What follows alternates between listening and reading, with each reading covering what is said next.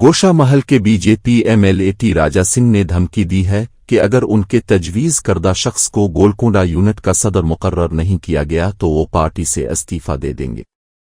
انہوں نے پارٹی قیادت پر الزام لگایا کہ انہوں نے ایک ایسے شخص کو گولکنڈہ یونٹ کا صدر مقرر کیا ہے جو مجلس اتحاد المسلمین MIM سے قریبی تعلق رکھتا۔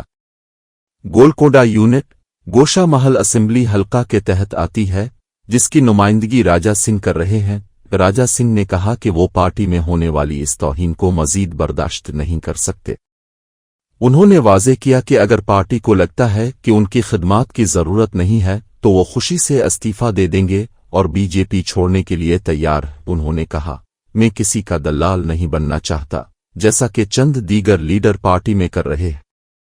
جب میں نے قیادت سے گزارش کی کہ گولکنڈہ یونٹ کا صدر پسماندہ طبقات یا درج فہرست ذات SC سے تعلق رکھنے والے کسی فرد کو بنایا جائے تو میری بات کو نظر انداز کر دیا گیا اور ایک ایسے شخص کو مقرر کیا گیا جو MIM کے قریب ہے۔ راجا سنگھ نے مزید کہا کہ جب انہوں نے اس معاملے پر فون پر ایک سینئر لیڈر سے بات کرنے کی کوشش کی تو انہیں لاپرواہی سے جواب دیا گیا۔